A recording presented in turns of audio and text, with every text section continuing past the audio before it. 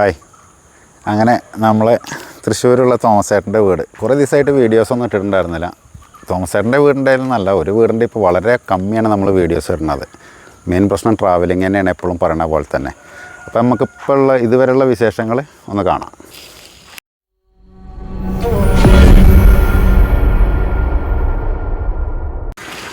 നമ്മൾ ഇത് എന്താ ചെയ്തിരിക്കുന്നത് വെച്ചിട്ടുണ്ടെങ്കിൽ ഇപ്പോൾ ഇത്രയും ഹൈറ്റ് കാണുമ്പോൾ ആൾക്കാർക്ക് ഒരു സംശയം ഉണ്ടായിരിക്കും. ഇത് നമ്മൾ ഈ വീട്ടിലേക്കുള്ള സ്റ്റെപ്പിന് വേണ്ടിയിട്ടുള്ള ബേസാണ്. അതിൻ്റെ കാരണം എന്താ വെച്ചിട്ടുണ്ടെങ്കിൽ ഇങ്ങോട്ട് വേഗം കാണിച്ചു തരാം. ഇതിൻ്റെ ബേസ്മെൻറ്റ് ചെയ്ത സമയത്ത് അതായത് ഇതുവരെ മണ്ണിട്ട് ഫില്ല് ചെയ്യാനുള്ള സ്ഥലം കേട്ടോ. ഈ ഹൈറ്റ് വരെ ഇതിൽ മണ്ണിട്ട് ഫില്ല് ചെയ്യാനുള്ള സ്ഥലം. പിന്നെ കരിങ്കല്ലിലൊരു ബേസ്മെൻറ്റ് കൊടുത്തിരിക്കുന്നത് ഇതായിരുന്നു. അപ്പോൾ ഇത്ര ഹൈറ്റ് ആവുന്ന സമയത്ത് നമുക്ക് സ്റ്റെപ്പ് ഒരുപാട് ഹൈറ്റ് വരും. കാരണം ഇത്രയും വലിയ വീടിന് ഇതന്നെ ഇപ്പോൾ ഏകദേശം നമ്മൾ 12 സെൻറ്റിമീറ്ററാണ് ഈ സ്റ്റെപ്പിൻ്റെ ഹൈറ്റ് ഇപ്പോൾ കൊടുത്തിരിക്കുന്നത്. അതിൽ കൊടുക്കുകയാണെന്നുണ്ടെങ്കിൽ ഓരോ സ്റ്റെപ്പും വളരെ ഹൈറ്റ് കൂടുതലാവും. പിന്നെ തോമസേട്ടന് ഇതേപോലെ കുറച്ച് വൈഡാക്കിയിട്ട് വലിയ സ്റ്റെപ്പ് വേണമെന്ന് പറഞ്ഞപ്പോൾ എന്തായാലും നമുക്ക് ആ കരിങ്കലിൻ്റെ ബേസിൽ കിട്ടില്ല. അപ്പോൾ ഇത് ഇങ്ങോട്ട് വന്ന് നോക്കും. മൊത്തം ഞങ്ങൾ സ്ലാബ് അടിച്ചിട്ട് അതായത് ഒരു മെയിൻ സ്ലാബ് എങ്ങനെയാണോ ചെയ്യണത് അതേ രീതിയിലാണ് ഇതിൻ്റെ സ്റ്റെപ്പ് ചെയ്തിരിക്കുന്നത്. ഇനി ഇതിൻ്റെ ഉള്ളിൽ ഫില്ല് ചെയ്യണം, അല്ലാന്നുണ്ടെങ്കിൽ പ്രശ്നമാണ്. അപ്പോൾ ഇതൊരു സ്റ്റെപ്പ് സ്ലാബ് ചെയ്യണ പോലെ തന്നെ ചെയ്ത് അതിൻ്റെ പ്ലിന്താണ് ഈ കൊടുത്തിരിക്കുന്നത്. ഇത് ഇതേപോലെ തന്നെ കുറച്ച് ഭൂമീൻ്റെ അടിയിലേക്കും കൊടുത്തിട്ടുണ്ട്. അതുകൊണ്ടാണ് അവിടെ ഇത്രയും ഹൈറ്റ് വന്ന്. ഇനി ഇവിടെ മുതൽ ഇതുവരെ ഈ ഒരു പ്ലോട്ടിൽ മണ്ണ് ഫില്ല് ചെയ്യാനുള്ളതാണ്. ഓൾറെഡി തോമസേട്ട ഇവിടെ മണ്ണൊക്കെ അടിച്ച് തുടങ്ങിയിട്ടുണ്ട്. ആ ഹൈറ്റിൽ മണ്ണ് ഫില്ല് ചെയ്തിട്ട് നേരെ വരാൻ പോണത് ഇതിലേക്കാണ് വരിക. ഈ ഒരു സൈഡിലേക്ക് വരുന്ന സമയത്ത് മൊത്തം മിറ്റുണ്ടായിരിക്കുക ഏകദേശം ഒരു 10 ഇഞ്ച് സ്ലോപ്പാണ് അവിടെ നിന്ന് ഇങ്ങോട്ട് ഞാൻ കൊടുത്തിരിക്കുന്നത്. അതായത് മൊത്തം മിറ്റം സെറ്റ് ചെയ്ത് കഴിഞ്ഞാൽ വെള്ളം എല്ലാം ഇങ്ങോട്ട് ഒലിച്ച് വരുന്ന രീതിയിൽ ആണ് സെറ്റ് ചെയ്തിരിക്കുന്നത്. പിന്നെ ഇപ്പം നിങ്ങൾ ഈ കാണുന്ന ഈ ഒരു വഴി ഉണ്ടല്ലോ, ഈ വഴി ഇവിടെ സെയിം ഹൈറ്റ് തന്നെയാണ് വരിക. ഇതിലേക്ക് റാമ്പ് വരുന്നത് ഇപ്പം നമ്മളെ വണ്ടി നിൽക്കണം അവിടെ മുതൽ ഇങ്ങോട്ട് റാമ്പായിട്ടാണ് വരിക. അതായത് മിറ്റം എല്ലാം ഒരേ ലെവലായിരിക്കും. അവിടെ മുതൽ റാമ്പ് സ്റ്റാർട്ട് ചെയ്യും. ഇവിടെ വന്ന് നോക്ക്, നമ്മൾ ആ റാമ്പ് സ്റ്റാർട്ട് ചെയ്യാനായിട്ടാണ് ഇവിടെ അതായത് ഇപ്പോൾ ഇവിടെ 2 സൈഡിലും നമുക്ക് ഓരോ കോൺക്രീറ്റിൽ ഓരോ ചുമര് കൊടുക്കണം. കാരണം എന്താ വെച്ചിട്ടുണ്ടെന്നുണ്ടെങ്കിൽ ഇത്രയും ഹൈറ്റ് അതായത് ഏകദേശം ഇവിടെ മുതൽ ഈ ഒരു ഹൈറ്റ് നമ്മൾ ഇതിൽ മണ്ണിട്ടിട്ട് റാമ്പ് ആക്കാൻ പോകുക. അപ്പോൾ എന്തായി കഴിഞ്ഞാലും ഭാവിയിൽ ലോഡൊക്കെ വരുന്ന സമയത്ത് തള്ളും. ഇപ്പോൾ കരിങ്കല്ലാണെന്നുണ്ടെങ്കിലും വലിയ വണ്ടിയൊക്കെ കയറുമ്പോൾ എന്തായി കഴിഞ്ഞാലും പ്രശ്നമാണ്.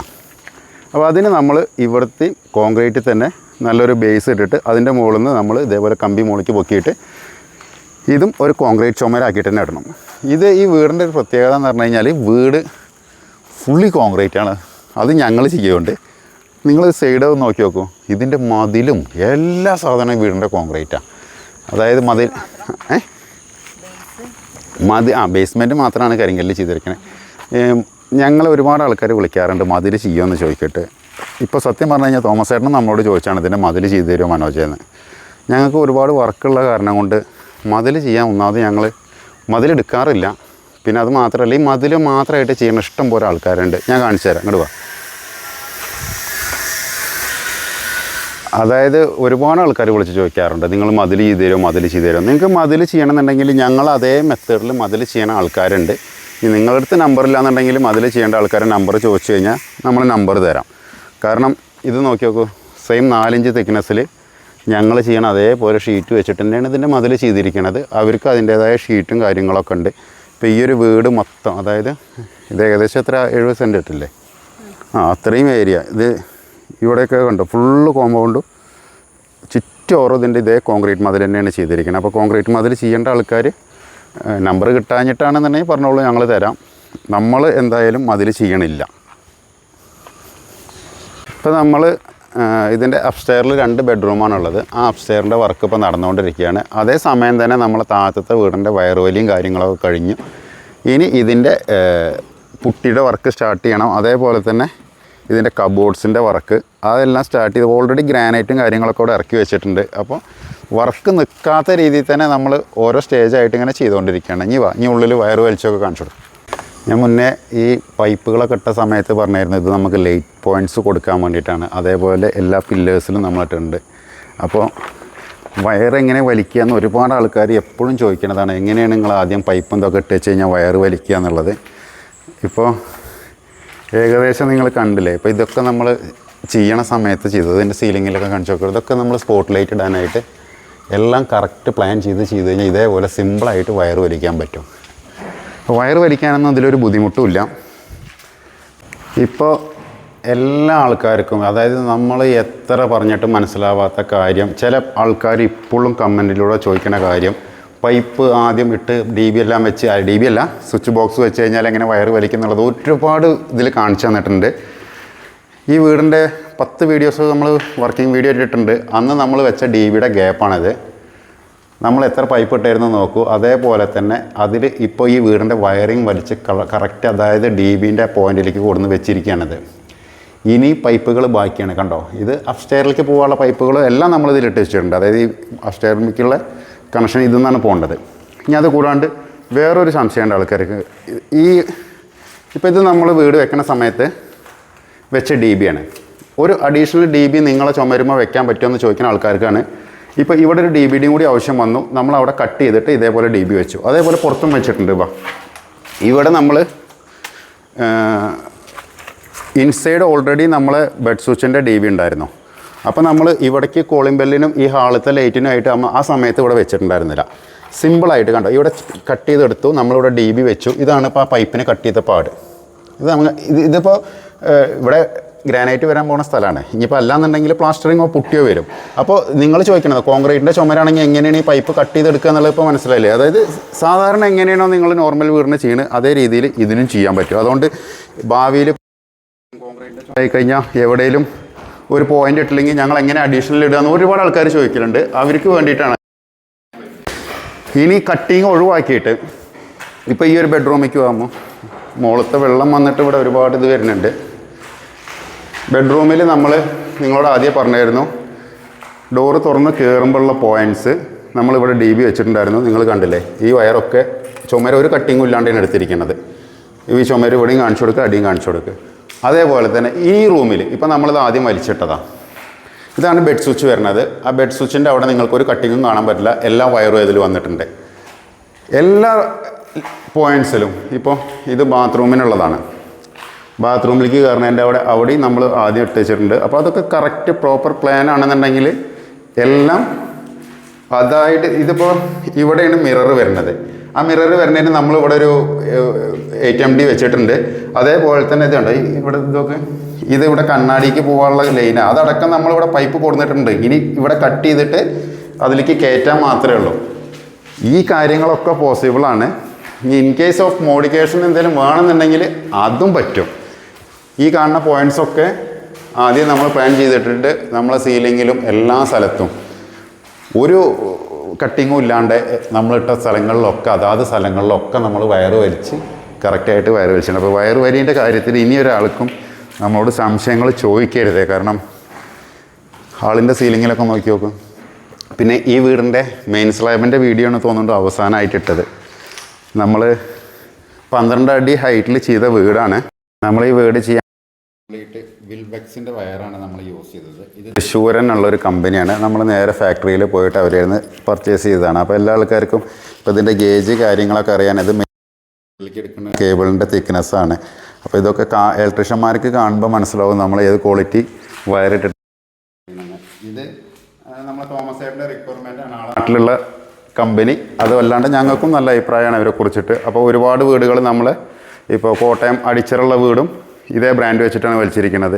അപ്പോൾ ഇലക്ട്രീഷ്യന്മാരെല്ലാവരും നല്ല അഭിപ്രായമാണ് ആ കമ്പനീനെ കുറിച്ചിട്ട് പറയണത്.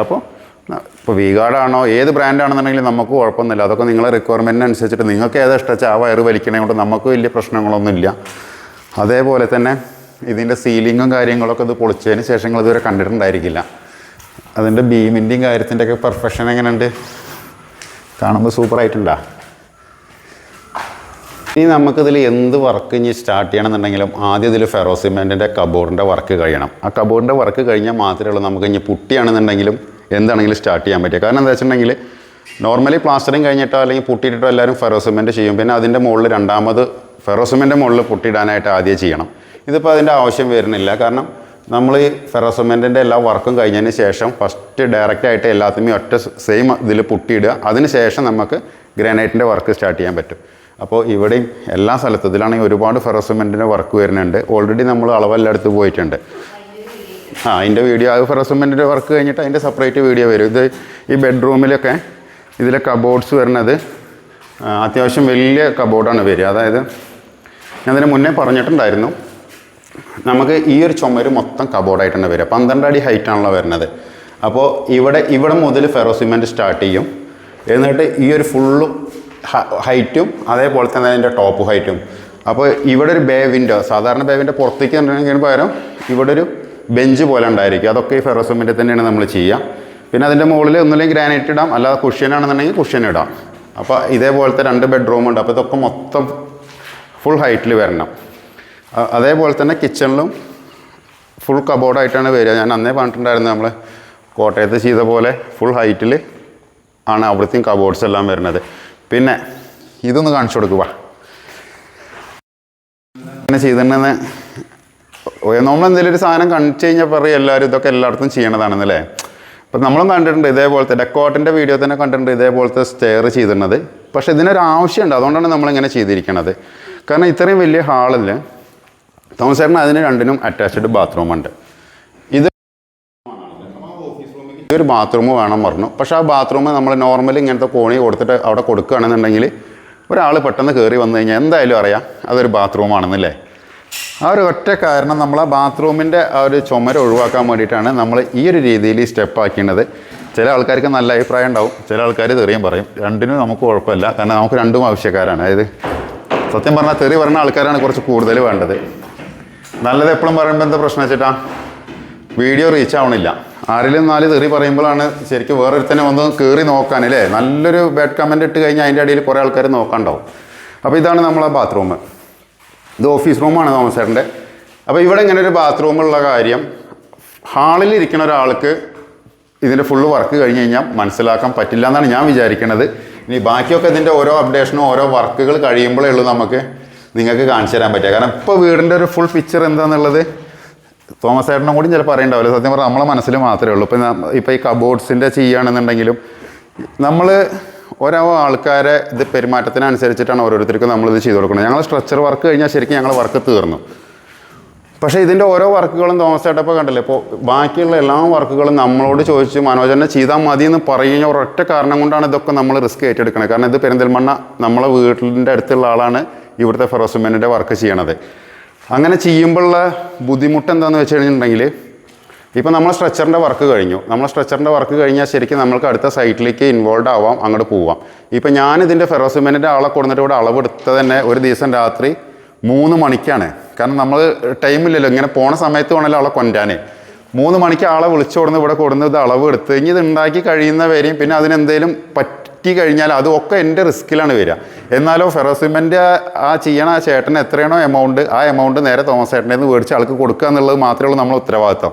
പക്ഷേ റിസ്ക് ഫാറ്റ് ഫുള്ള് വരിക നമുക്ക്. അപ്പോൾ നമ്മൾ ട്രസ്റ്റ് ചെയ്യണ ക്ലൈൻ്റ് ആണെന്നുണ്ടെങ്കിൽ നമുക്ക് ചെയ്ത് കൊടുക്കാം. അല്ലാന്നുണ്ടെന്നുണ്ടെങ്കിൽ നമ്മൾ എന്തിനാണ് ഇത്ര റിസ്ക് എടുക്കണമെന്ന് വിചാരിച്ചിട്ടാണ് നമ്മൾ എല്ലാ കാര്യങ്ങളും ഏറ്റെടുക്കാത്തത്. കാരണം ഇതൊന്നും മൊത്തം നമ്മൾ കരാറിൽ ഉൾപ്പെടുന്ന വർക്കുകളല്ല. കരാറിൽ ഉൾപ്പെടാത്ത വർക്കുകൾ നമ്മൾ റിസ്ക് എടുത്ത് ചെയ്യും.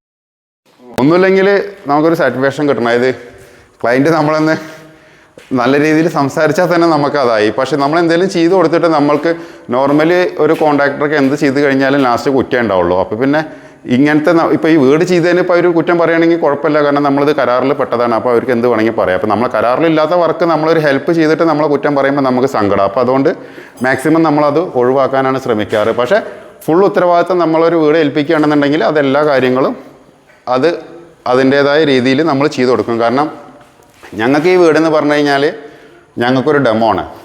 ഇവിടെ ഒരാളെ കൊടുന്ന് കാണിച്ചു തരാനുള്ള വീട്. അപ്പം നമ്മൾ ചെയ്യണ ഓരോ സ്ഥലത്തെ വീടുകളും നമ്മൾ ആ രീതിയിലാണ് ചെയ്യാറ്. കാരണം ഇപ്പം നമ്മളത് ഓൾ കേരള ആകുമ്പോൾ പലതും പല സ്ഥലത്തു നിന്നാകും ആൾക്കാർ വിളിക്കുക. അപ്പോൾ ഇനിയിപ്പോൾ ഇവിടെ ഈ പ്രദേശത്ത് നിന്ന് എവിടെ നിന്ന് ഒരാൾ വിളിക്കുകയാണെന്നുണ്ടെങ്കിൽ ഞങ്ങൾ നേരെ തോമസ് ചേട്ടൻ്റെ അവിടേക്കാണ് പറഞ്ഞയക്കുക. കാരണം ഇത്രയും വലിയൊരു വീടാണ്, അവർക്ക് ഇവിടെ വന്നിട്ട് കണ്ട് പഠിക്കാൻ മാത്രം ഉള്ളിടത്തോളം ഉണ്ട്. അത് തന്നെയാണ് അതിൻ്റെ മെയിനായിട്ടുള്ള കാരണം. ഇപ്പോൾ അപ്സ്റ്റെയറിൻ്റെ മുകളിലാണ്. ഇതിന് മുന്നേ ഒരുപാട് പ്രാവശ്യം കാണിച്ചു തന്നൊരു വ്യൂ ആണിത്. 2 സൈഡിലും കുരുമുളകൊക്കെ വന്നു കഴിഞ്ഞാൽ സൂപ്പറായിരിക്കും കാണാം. നമ്മൾ അപ്സ്റ്റെയറിൻ്റെ വർക്ക് ഓൾറെഡി സ്റ്റാർട്ട് ചെയ്ത് കഴിഞ്ഞു. ഇപ്പോൾ ഞാൻ ആദ്യം പറഞ്ഞ പോലെ 2 സൈഡിൽ 2 ബെഡ്റൂമാണ് വരുന്നത്. അത് ഹാളിൻ്റെ ഏരിയയിലാണ് വരുന്നത്. ഫ്രണ്ടിലും ബാക്കിലും ഓപ്പൺ ടെറസായിട്ട് കിട്ടും. അപ്പോൾ അപ്സ്റ്റെയർ നമ്മൾ 11 അടിക്കാണ് ചെയ്യാൻ പോണത്. അടിയിൽ 12 അടിയായിരുന്നു, അപ്സ്റ്റെയർ 11 അടി. ഇതിൻ്റെ ഫ്രണ്ടിൽ വരുന്നത് ഒരു ഫ്രഞ്ച് വിൻഡോ ആണ്. ഇത് കാണിച്ചു കൊടുക്കുക. ഇതാണ് ഇവിടെ വരാൻ പോണേ ഡോർ നമ്മളിതിൻ്റെ ഫ്രണ്ടിൽ വെച്ചാൻ പോകണം. ഒരെണ്ണം നമ്മൾ താഴത്ത് ഹാളിൽ വെച്ചിട്ടുണ്ട്. ഇപ്പം നമ്മൾ സ്റ്റെയറിൻ്റെ അവിടെ വരുന്ന ഒരു ലാൻഡിങ് ആണ്. ഈ ലാൻഡിങ്ങിൽ നമ്മൾ കൊടുക്കാൻ പോണത് ഈ ഒരു സി ടൈപ്പുള്ള ജനലാണ് നമ്മളവിടെ കൊടുക്കാൻ പോണത്. ഇത് അതായത് 2 സൈഡിലേക്കും ഒരു 50 സെൻറ്റിമീറ്ററിൻ്റെ ജനൽ വെച്ചിട്ട് ലാൻഡിങ് വന്ന് ഒരു 2 അടി ഹൈറ്റ് വയ്ക്കും. ആ 2 അടി ഹൈറ്റിൻ്റെ മുകളിൽ ഈ ഒരു ജനലാണ് വരിക. അതൊക്കെ ഇപ്പം ഇനിയിപ്പോൾ വെച്ച് കഴിയുമ്പോഴേ ഉള്ളൂ അതിൻ്റെ എത്രത്തോളം ഒരു ഇതുണ്ട് എന്നുള്ളത് നമുക്ക് മനസ്സിലാവും. അപ്പോൾ ഇപ്പോഴത്തെ തോമസ് ചേട്ടൻ്റെ വീടിൻ്റെ വിശേഷം ഇത്രയൊക്കെ ഉള്ളൂ. ഇനിയിപ്പോൾ ഈ സമയത്ത് നമുക്ക് ഏകദേശം ഒരു 2 ആഴ്ചയും കൊണ്ട് ഇതിൻ്റെ മെയിൻ സ്ലാബ് ചെയ്യാനാവുമെന്നാണ് ഞാൻ വിചാരിക്കുന്നത്. അപ്പോൾ ഇനി അടുത്ത അപ്ഡേഷൻ കുറച്ച് ചുമരുകളൊക്കെ ആയതിന് ശേഷം